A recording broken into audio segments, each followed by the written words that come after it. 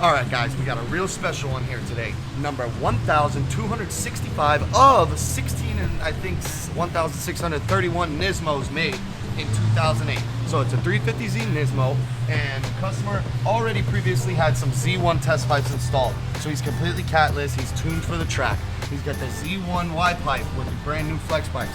What he needed from us was a custom 3-inch all the way back to his muffler. So that's exactly what we did. We did custom 3-inch, installed a resonator that he provided for us. Once again, 3-inch all the way back to the flange, and put a nice little stock Nismo muffler on there. We're gonna fire this up and y'all gonna hear how this thing sounds, bro. Just stay tuned. All right, bro, you gotta gas it hard, right?